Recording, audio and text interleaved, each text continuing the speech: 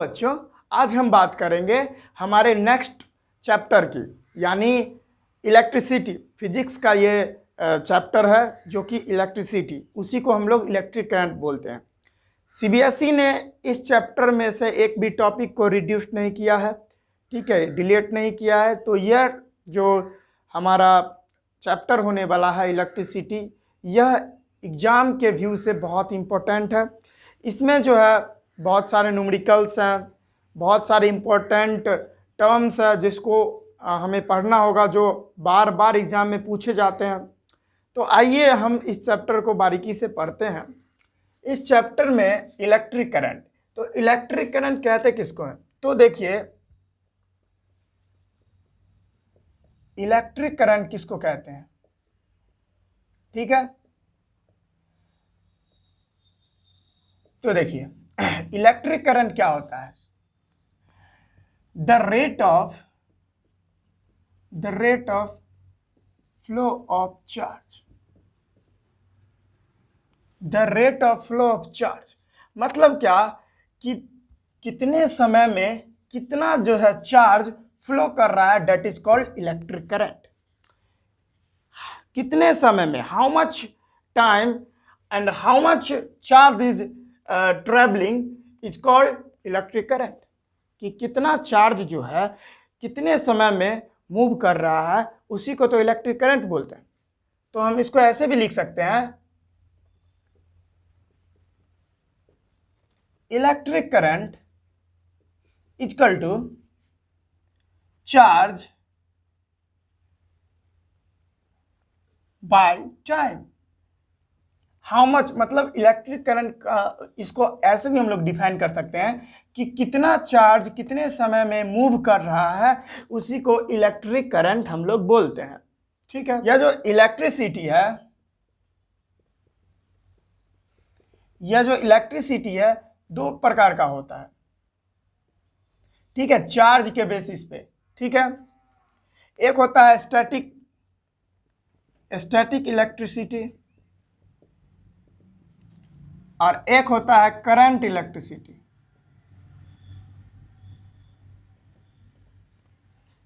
Static electricity क्या होता है, करंट इलेक्ट्रिसिटी क्या होता है? तो स्टैटिक इलेक्ट्रिसिटी में ये होता है जिसमें चार्ज जो होते हैं, चार्ज एट रेस्ट। क्या होता है स्टैटिक इलेक्ट्रिसिटी में? होता है कि चार्ज जो होते हैं रेस्ट में होते हैं, ठीक है, जो चार्जेज होते हैं वो रुके हुए रहते हैं। लेकिन करंट इलेक्ट्रिसिटी में क्या होता है? Charge in motion. Current electricity में क्या होता है? चार्ज जो होते हैं मोशन में होते हैं, गतिशील होते हैं वो।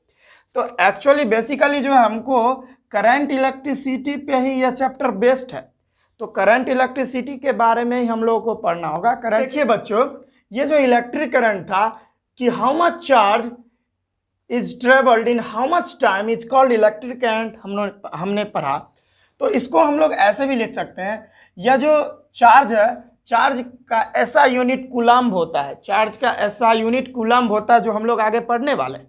चार्ज का ऐसा यूनिट कूलम्ब होता है जिसको हम लोग Q से डिनोट करते हैं, और टाइम का ऐसा यूनिट तो सेकंड होता है, यानी टाइम को तो T से ही डिनोट करते हैं, सेकंड तो उसका यूनिट होता है। तो हम लोग इलेक्ट्रिक करंट को ये भी कह सकते हैं Q/T, where Q is charge and T is time. और एक मिनट में इसको मिटा लेता हूं।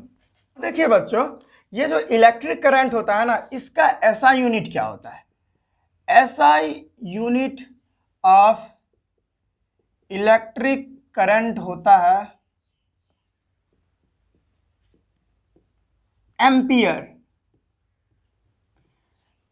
मतलब इलेक्ट्रिक करंट का ऐसा यूनिट क्या होता है? एम्पियर, ठीक है। अब हम लोग जो है इसको डिनोट कैसे करते हैं? इलेक्ट्रिक करंट को डिनोट किस चीज से करते हैं? तो it is denoted by letter I, इसको हम लोग I से डिनोट करते हैं, ठीक है। तो यहाँ पे ओवरऑल हम क्या लिख सकते हैं? इसके बदले हम लोग I भी लिख सकते हैं, दैट मीन्स इलेक्ट्रिक करंट। यदि इलेक्ट्रिक करंट है, इसको यदि हम आई से डिनोट कर दे तो वो इलेक्ट्रिक करंट कहलाएगा। तो ओवरऑल हम इस ये जो है, ये जो पॉइंट आप देख रहे हैं, इसको हम लोग क्या लिख सकते हैं? इसको हम लोग लिख सकते हैं I is equal to Q by T. That means I is equal to electric current. I क्या होगा? इलेक्ट्रिक करंट होगा I। Q क्या होगा? चार्ज होगा। और यहां पे T क्या होगा? टाइम होगा। ठीक है बच्चों, ये बात समझ में आई। अब बात आती है कि अब इलेक्ट्रिक करंट को हम लोग मेजर कैसे करते हैं। ठीक है, तो यहां पे मैं लिख दे रहा हूं, it is measured by an instrument called ammeter.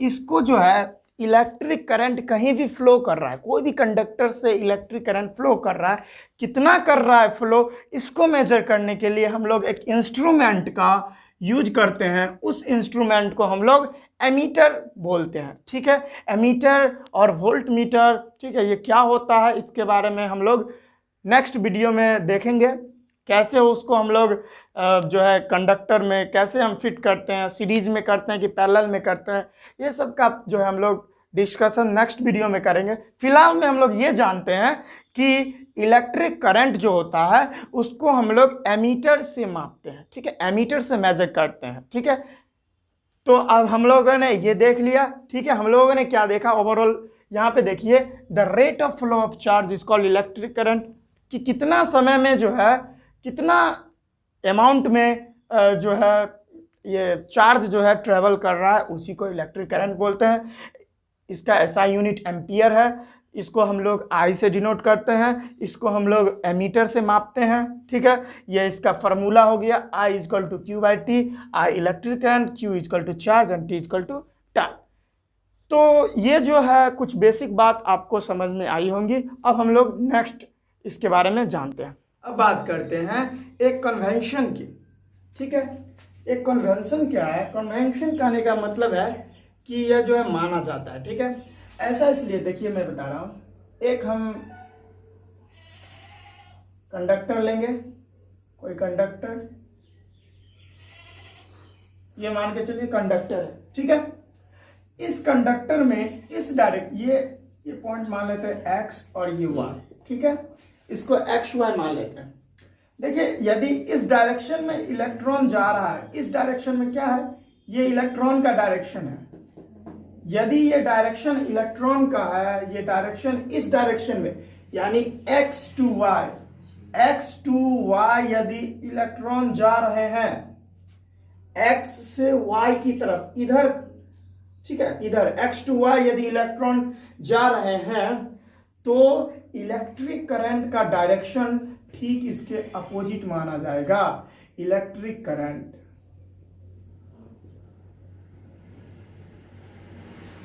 यानी I का जो डायरेक्शन होगा, इलेक्ट्रॉन जिधर से फ्लो करता है, जिस डायरेक्शन में इलेक्ट्रॉन फ्लो करता है, उसके ठीक अपोजिट इलेक्ट्रिक करंट रहेगा। ठीक है, मतलब इलेक्ट्रॉन यदि x टू y जा रहे हैं, इलेक्ट्रॉन यदि x टू y जा रहे हैं, तो यदि इलेक्ट्रिक करंट की बात कर ले तो y टू x क्या जाएंगे? इलेक्ट्रिक करंट जाएंगे।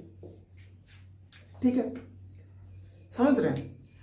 कुछ लोग कहते हैं कि इलेक्ट्रिक करंट जो है फ्लो ऑफ पॉजिटिव चार्ज है, क्योंकि ये इधर जा रहे हैं तो कोई पॉजिटिव चार्ज, मतलब इलेक्ट्रॉन इधर जा रहे हैं, यदि इलेक्ट्रिक करंट इधर जा रहे हैं तो इलेक्ट्रिक करंट पॉजिटिव चार्ज है। ऐसा नहीं हो सकता है। इलेक्ट्रिक करंट पॉजिटिव भी हो सकता है, निगेटिव भी हो सकता है। ठीक है, मतलब कोई भी चार्जेस हो सकता है। ठीक है, तो बस आपको बस इतना ही ध्यान रखना है कि यदि इलेक्ट्रॉन जो है जिस डायरेक्शन में जाएंगे, ठीक है, इलेक्ट्रिक करंट जो होगा उसके ठीक अपोजिट डायरेक्शन में फ्लो करता है। ये एक कन्वेंशन है। ठीक है, ये माना जाता है, इसका प्रूफ नहीं है। ठीक है, ये माना जाता है। ठीक है, तो बात करते हैं कि इलेक्ट्रिक चार्ज क्या होता है। तो इलेक्ट्रिक चार्ज के बारे में जानते हैं। तो इलेक्ट्रिक चार्ज किसी भी मैटर का फिजिकल प्रॉपर्टी होता है। ठीक है, इलेक्ट्रिक चार्ज किसी भी मैटर का एक फिजिकल प्रॉपर्टी होता है। यदि उसको हम यानी चार्ज को हम कोई इलेक्ट्रोमैग्नेटिक फील्ड में यदि रख दे तो वह एक जो है फोर्स को एक्सपीरियंस करवाता है। जैसे मैं आपको बता दूं, जैसे यहाँ पे देखिए क्या लिखा हुआ है, electric charge is the physical property of matter that cause it experience a force when placed in an electromagnetic field. यदि कोई चार्ज है, कहने का मतलब है कि यदि कोई चार्ज है, किसी चार्ज है, यदि उसको कोई इलेक्ट्रोमैग्नेटिक फील्ड में रख दिया जाए तो वह जो है एक फोर्स क्रिएट करता है। जैसे मैं आपको बता दूं, यहाँ पे कोई क्यू चार्ज पुट था, ठीक है, तो इसका जो कोई क्यू चार्ज है तो इसका प्रॉपर्टी, इसका अपना क्या होगा, एक फील्ड होगा, अपना एक इलेक्ट्रोमैग्नेटिक फील्ड होगा। इतना दूर इसका एरिया है, इतना ही दूर तक इसका इन्फ्लुएंस है। जैसे मैग्नेट होता है, मैं आपको एग्जांपल से बता रहा हूं, जैसे मैग्नेट होता है, ये इसका नॉर्थ पोल, इसका साउथ पोल, तो मैग्नेट का क्या होता है, सॉरी साउथ, हाँ इधर से इधर, तो मैग्नेट का क्या होता है, नॉर्थ से साउथ की तरफ इसका एरिया होता है, ठीक है, इस तरह से एरिया होता है, इतना दूर का एरिया की उतना ही पार्टिकुलर एरिया के बीच में वो किसी और लोहे को या किसी और मैग्नेट को अट्रैक्ट कर सकता है। तो बस सेम टू सेम यहाँ भी वही फंडा है कि यदि इसके एरिया में कोई और चार्ज आ गया, मान के चले यहाँ पे Q प्लस चार्ज आ गया, ठीक है, तो वो क्या करेगा, एक फोर्स क्रिएट करेगा। या तो ये इस दोनों पर चार्ज जो है यदि सेम रहेगा तो वो एक दूसरे को रिपेल कर देगा। यदि इस पर माइनस चार्ज है और इस पर प्लस चार्ज है तो खींच लेगा।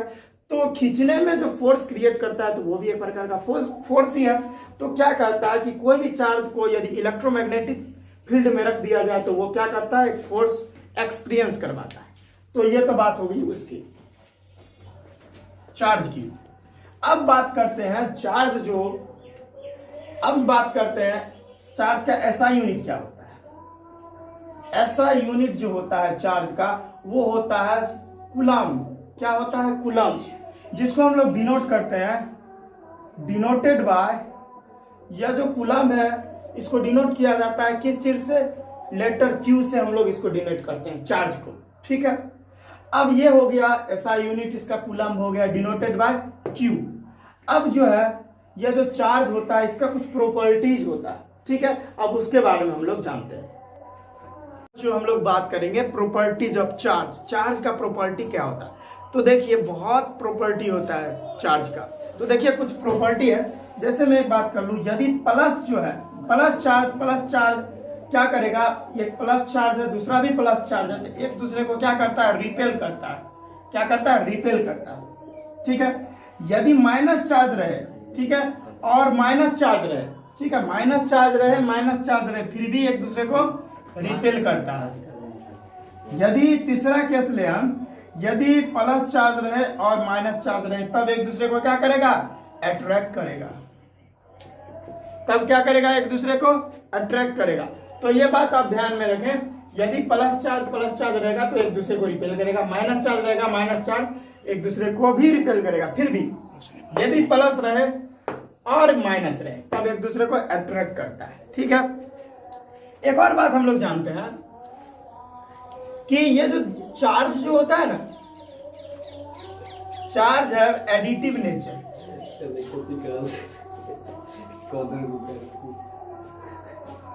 चार्ज का जो नेचर होता है वो एडिटिव होता है, मतलब जितने आइसोलेटेड सिस्टम में जो भी चार्जेज होगा वो जुड़ते चलेगा। जैसे ये देखिए कि ये चार्ज Q है, ठीक है, तो जितने भी चार्ज होंगे वो चार्ज क्या होंगे, जुड़ते जाएंगे। Q1 plus, Q2 plus, Q3 plus, Q4 plus, dot dot dot Qn equal to Q। समझ रहे हैं, ये मतलब कि जितने चार्ज जो है जुड़ेंगे, चार्ज का जो नेचर होता है वो एडिटिव होता है, मतलब Q1 Q2 Q3 Q4 dot dot dot Qn, जितना चार्ज होगा सब जो है जुड़ते जाएगा, ठीक है। ये होता है एक नेचर चार्ज का एडिटिव नेचर होता है। दूसरा जो है चार्ज का एक बहुत बड़ा प्रॉपर्टी है, चार्ज को ना तो हम क्रिएट कर सकते हैं ना ही डिस्ट्रॉय कर सकते हैं। तो यहां लिख सकते हैं हम, चार्ज कैन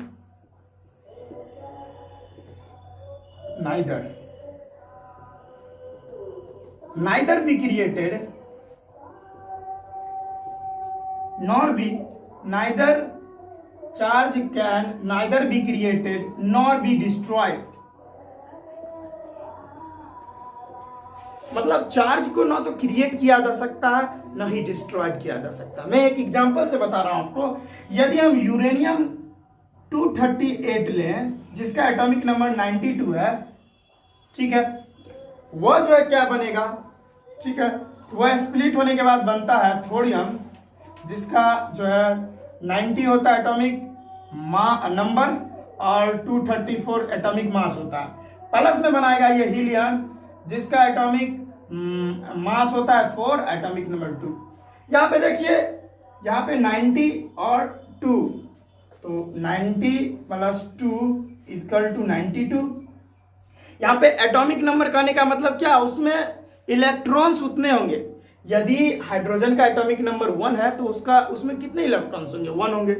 2 है तो उसमें 2 इलेक्ट्रॉन्स। यहाँ पे 90 है और इधर 2 है तो 92 इलेक्ट्रॉन्स होंगे। तो इलेक्ट्रॉन्स भी एक चार्ज ही होता है। इधर भी जो देखिए 92 है तो 92 इलेक्ट्रॉन्स है, इधर भी देखिए 92 इलेक्ट्रॉन्स है।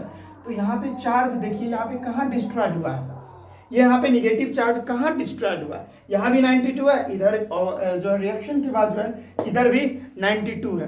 तो चार्ज ना तो क्रिएट हो सकता है ना ही डिस्ट्रॉयड हो सकता है, ये चार्ज का एक नेचर होता है, ठीक है। हमारा नेक्स्ट जो है प्रॉपर्टी चार्ज का वो है चार्ज इज क्वांटाइज्ड। क्वांटाइज्ड कहने का मतलब चार्ज जो है वो चार्ज को हम लोग फ्रैक्शन में नहीं ले सकते हैं, ठीक है। चार्ज हमेशा जो है इंटीजर्स के फॉर्म में लिया जाएगा। ऐसा नहीं है कि 1.5 गो चार्ज, 2.5 गो चार्ज, ठीक है, पौने 4 गो चार्ज, तो ऐसा नहीं होता। चार्ज को हमेशा जो है हमको इंटीजर्स के फॉर्म में लेना होता है, ठीक है, इंटीजर्स के फॉर्म में। चार्ज जो है फ्रैक्शन के फॉर्म में नहीं हो सकता। तो यहाँ पे अभी हमको तो इसके बारे में डिटेल से नहीं पढ़ना है, लेकिन एक फार्मूला है, वो होता है Q इक्वल टू NE। ये फार्मूला है, आपको ध्यान में रखना है। वेयर Q जो है चार्ज, इलेक्ट्रिक चार्ज होता है, N का मतलब होता है नंबर ऑफ इलेक्ट्रॉन, और E का मतलब होता है charge of an electron. Charge of an electron, electron पे कितना चार्ज है, तो क्या है चार्ज, तो 1.6 इंटू 10⁻⁻19 कूलम, ठीक है। तो ये बात थी। तो इतने सारे चार्जेस के प्रॉपर्टीज थे हम लोगों ने देखा। अब इस पर एक अच्छा सा क्वेश्चन बनता है कि क्वेश्चन है find the number of electrons present in 1 coulomb of charge। Question है find the number of electron present in 1 coulomb of charge. तो आप इस फॉर्मूला को अप्लाई करके जो है इसमें जो है कितना इलेक्ट्रॉन्स है आप पता कर सकते हैं। देखिए ना, यहाँ पे देखो, आप देखिए, अब हम इस क्वेश्चन को कैसे बनाते हैं, कैसे हम लोग इलेक्ट्रॉन्स को फाइंड करते हैं। इसमें दिया क्या क्या है वो हम पहले लिख लेते हैं। यहाँ पे चार्ज दिया है 1 कूलम, ठीक है, और यहाँ पे हमको निकालना है n हमको निकालना है। n बोले तो नंबर ऑफ इलेक्ट्रॉन्स हमको निकालने हैं, ठीक है। और क्या दे रखा है, और जो है हमको इलेक्ट्रॉन का दे रहा है चार्ज। इलेक्ट्रॉन का चार्ज होता है 1.6 इंटू 10⁻⁻19 कूलम। ये सारा टर्म्स हमको दिया हुआ है। तो आइए हम निकालते हैं। हमारा फार्मूला है Q इक्वल टू NE, ठीक है, where Q is called charge, N is the number of electron and E is the charge of an electron. So here we go. यहाँ पे Q हमको पूछ रहा है N, तो N इधर यदि आ जाएगा तो क्या हो जाएगा, Q बाई E, ठीक है। तो आइए हम लोग बनाते हैं। Q कितना दे रखा है, 1 कूलम। इलेक्ट्रॉन पे चार्ज कितना है, तो 1.6 इंटू 10⁻⁻19। अब क्या होगा, ये 10⁻⁻19 यदि ऊपर चला जाए तो ये हो जाएगा 10⁻+19 1.6, ठीक है। इधर हम लोग देख लेते हैं। तो ये क्या हो जाएगा, n इजकल टू, ये पॉइंट यदि उड़ जाएगा, यहाँ पे पॉइंट उड़ेगा, यहीं से उड़ा दे रहा, यहाँ से पॉइंट उड़ेगा तो 10 आ जाएगा और 10 टू द पावर 19 बाय 16, ठीक है। यहाँ यदि पॉइंट उड़ा तो ऊपर 10 आ गया। तो अब देखिए ये 10 टू द पावर 19 पावर है इसका, इसमें यदि हम 10 निकाल लेते हैं तो क्या हो जाएगा 10 टू द पावर 18 बाय 16। अब इसको कीजिए 10 10 जा 100 into 10 to the power 18 by 16। यदि आप इसको काटोगे तो अप्रॉक्स आएगा 6.25, ठीक है। तो n क्या हो जाएगा 6.25 into 10 to the power 18 electrons present हैं। 6.25 into 10 to the power 18 electron present है 1 कूलम चार्ज में, ठीक है। 1 कूलम चार्ज में 6.25 into 10 to the power 18 electron present होते हैं, ठीक है। तो यदि जब भी क्वेश्चन आए find the number of electron present in 1 coulomb of charge, तो क्या आप लिखोगे 6.25 into 10 to the power 18 electron present होते हैं 1 कूलम ऑफ चार्ज में, ठीक है।